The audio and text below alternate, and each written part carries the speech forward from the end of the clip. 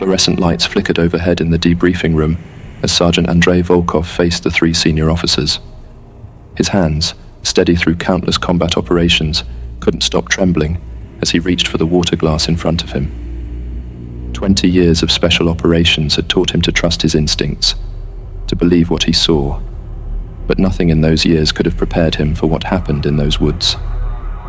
The officers watched him with careful expressions, waiting for him to begin. They'd heard rumors about other units in that region, about men who came back changed, about reports that were sealed and buried in the deepest archives. Colonel Dmitry Petrov cleared his throat, the sound harsh in the quiet room. "Sergeant, tell us about the operation."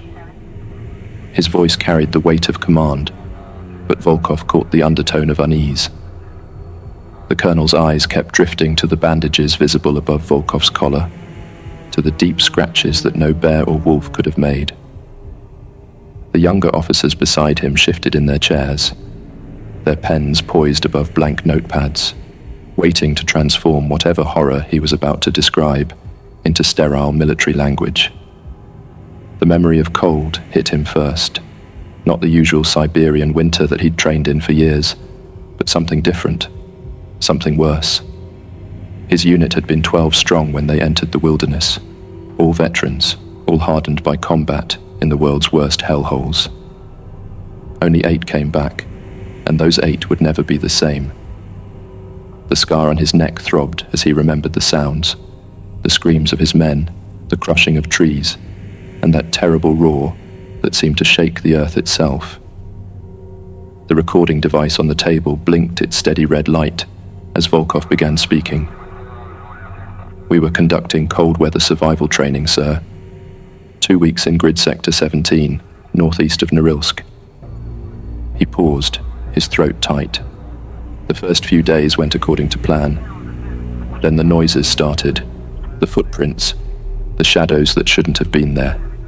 His hands clenched into fists. "We lost 4 good men out there, sir. Not to the cold, not to wildlife, to something else." The room seemed to grow colder as Volkov gathered his thoughts. He could tell them about the boot prints in the snow, 3 times the size of a man's foot, about the shadows that moved against the wind, about the eyes that watched them from the darkness, too high up to be any known animal.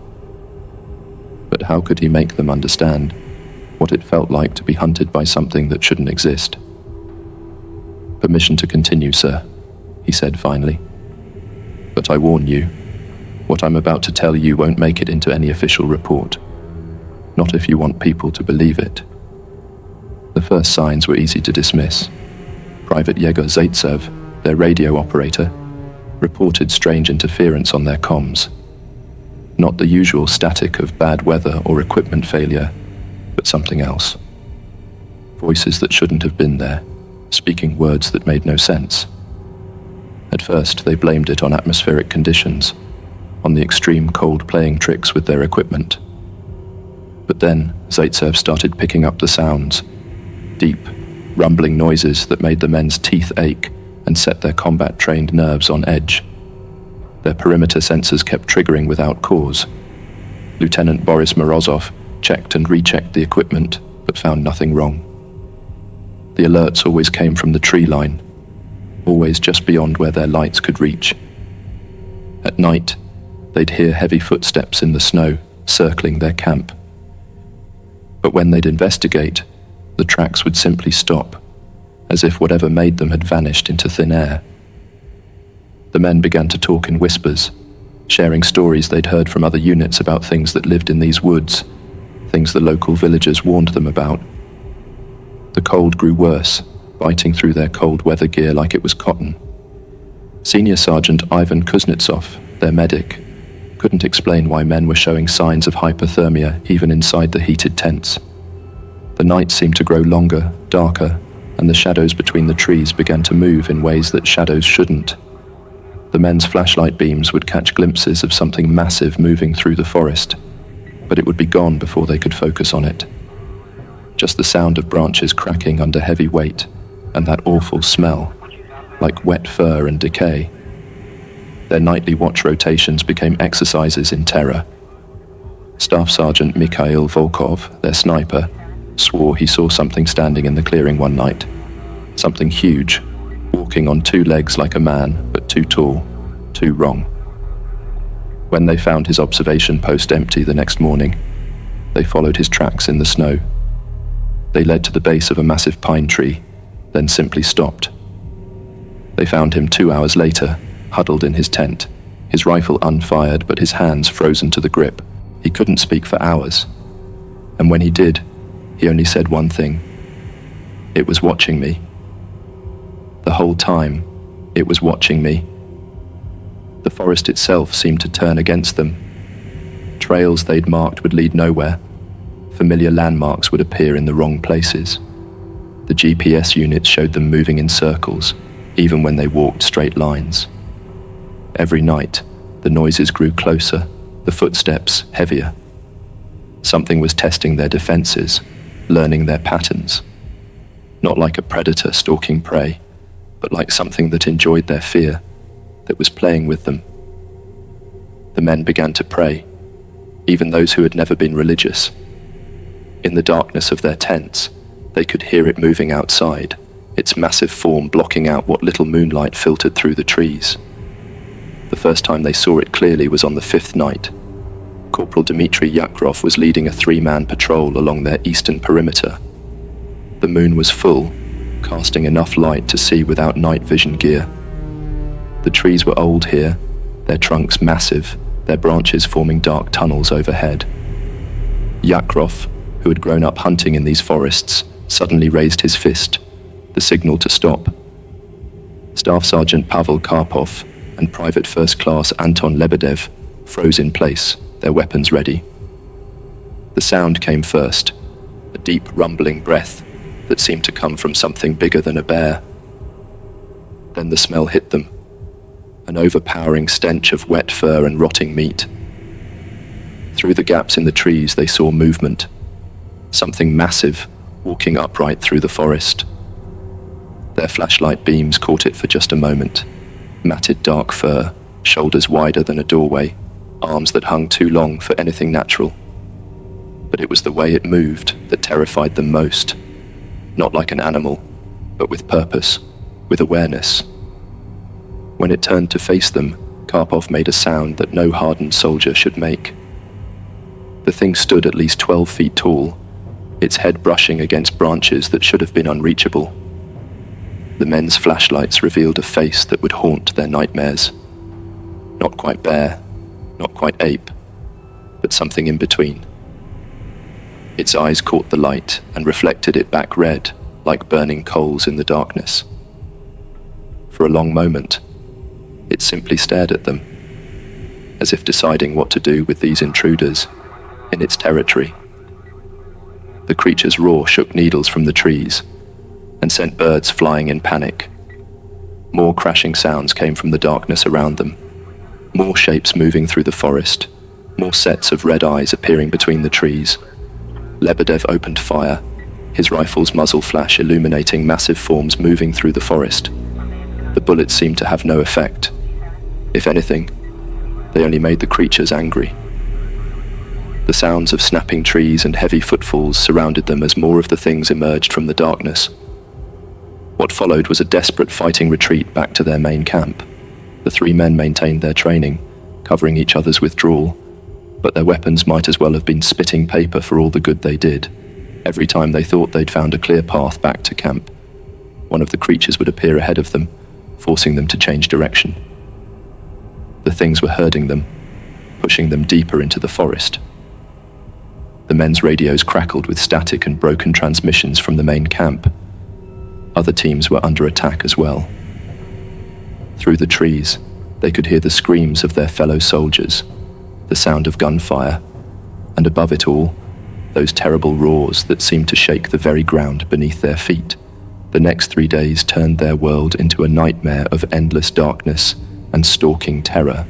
Private Zaitsev's radio picked up nothing but deep, rhythmic sounds that made the men's hearts beat irregularly, like their bodies were trying to match some horrible alien rhythm. The young radio operator's hands shook as he tried to maintain contact with headquarters, his formerly bright eyes now sunken and dark from lack of sleep. "It's like they're singing," he whispered to Volkov during one of their brief respites. "But not with voices, with something deeper."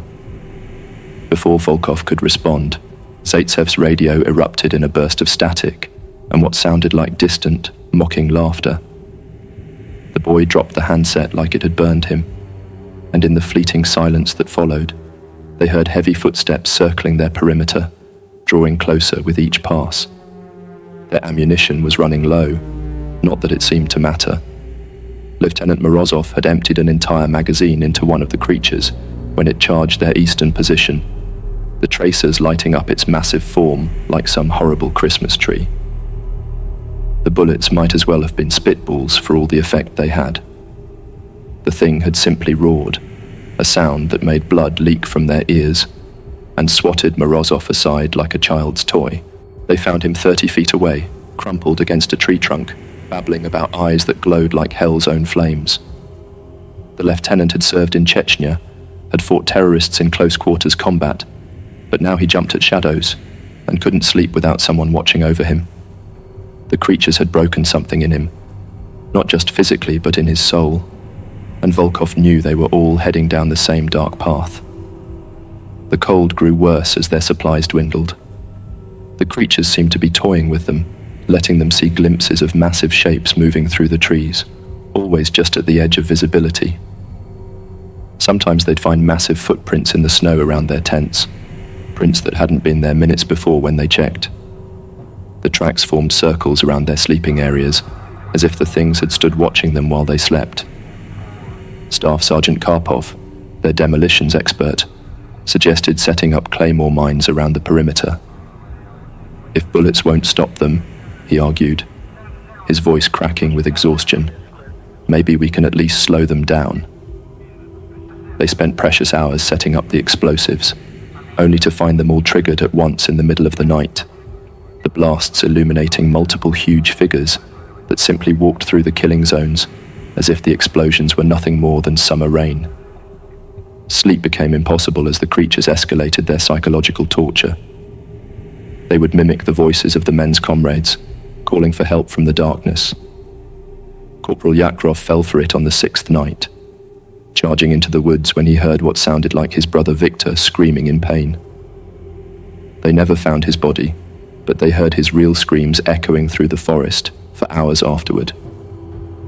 The sound drove Private Lebedev to put his pistol in his mouth, but Volkov tackled him before he could pull the trigger. "That's what they want," Volkov had shouted, holding the struggling private down in the snow. "They want us to break."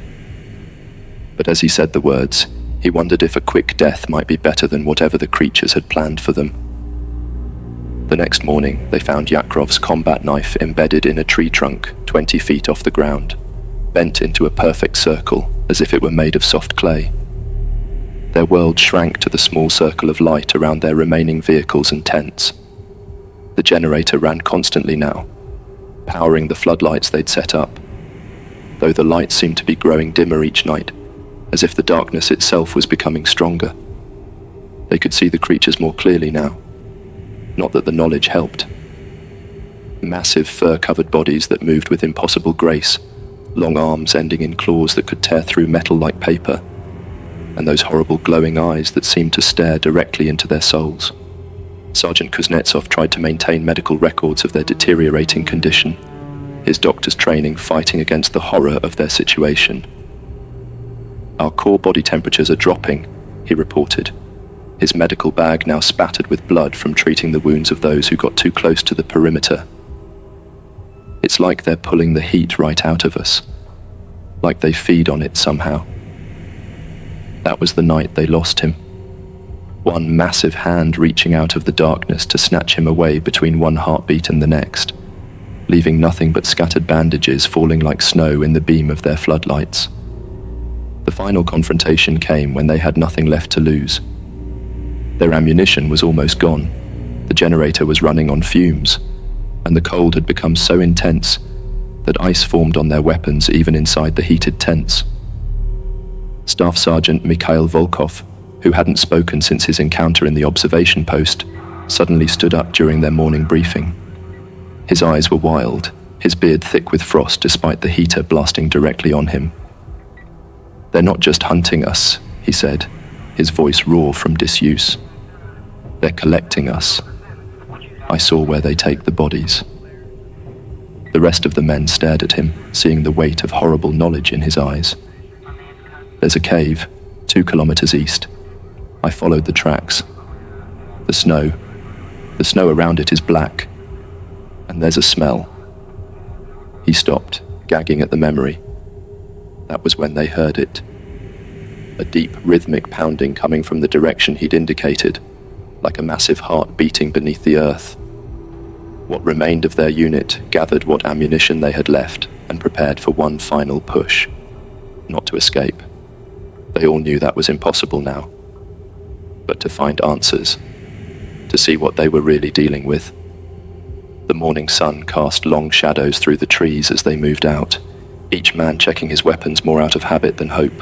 The creatures let them come, their massive shapes moving parallel to the unit's advance, herding them towards something. The sound grew louder as they approached, vibrating in their chests like bass drums at a funeral. The trees began to thin out, revealing a rock face that rose into the low clouds. At its base, a dark opening gaped like an open wound in the earth. The black snow Mikhail had mentioned crunched under their boots, and the smell, rot and wet fur and something metallic like old blood, made them gag. Sergeant Kuznetsov's medical bag lay torn and empty near the cave's entrance. Next to it they found Corporal Yakrov's boots, neatly placed as if he'd just stepped out of them. The interior of the cave was darker than mere absence of light should allow, and their flashlight beams seemed to penetrate only a few feet before being swallowed by the blackness. The pounding was deafening now, and with each beat, warm air gusted from the cave's mouth, carrying that hideous stench. Private Lebedev vomited, the sound lost in the rhythmic booming. Lieutenant Morozov, his hands shaking so badly he could barely hold his rifle, shone his light on the cave walls. The beam revealed hundreds of old weapons arranged in careful patterns: swords, spears, muskets, and modern military gear, all bent and broken as if made of wax. Some looked ancient, covered in rust and frost, while others were more recent. They recognized Yakrov's rifle among them, twisted into a spiral like a metal ribbon. The creatures chose that moment to reveal themselves fully. They emerged from the forest behind the unit, cutting off their retreat, their massive forms no longer hiding in shadow. In the morning light, the men finally saw what they were dealing with, and the sight broke the last remnants of their sanity. Volkov would later try to describe them to the review board, but words failed to capture the horror of their true appearance. The size alone was impossible. The smallest of them stood twice the height of a man, their shoulders broad enough to fill a doorway. Their fur was matted with frost and what looked disturbingly like old blood, and their hands were almost human-like, but too large, too strong, ending in claws that could shred steel. But it was their faces that destroyed men's minds. Not quite bear, not quite ape, but something that shouldn't exist in a sane world. Their eyes glowed red in the dim light, and when they opened their mouths to roar, their teeth glinted like rows of daggers. The unit's final stand was brief and hopeless. Their bullets might as well have been raindrops against the creature's massive forms. Private Zaitsev died first, one of the monsters simply reaching down and plucking him from their ranks like picking a flower. Lieutenant Morozov charged forward, screaming defiance, his bayonet gleaming in the weak sunlight. The creature he attacked almost seemed to laugh, a horrible, rumbling sound, before tearing him in half with casual ease. Staff Sergeant Karpov triggered his last claymore mine at point-blank range, the explosion lighting up the clearing like daylight. When the smoke cleared, the creature still stood, unharmed, almost seeming to smile as it reached for him. Volkov ordered a retreat, but there was nowhere to go. The creatures herded them toward the cave, their massive forms moving with terrible purpose. The rhythmic pounding from the cave grew louder, and the darkness seemed to reach out with physical force, pulling them in, The last thing Volkov remembered before the darkness took him was the sight of those glowing eyes all around them, and the terrible knowledge that they were being added to a collection that had been growing for centuries. When he woke up 3 days later, half frozen in a snowbank 20 kilometers from the cave, only 7 others had made it out with him. None of them remembered what happened in the darkness of that cave, and all of them woke up screaming every night thereafter, their minds trying to protect them from memories too horrible to contemplate.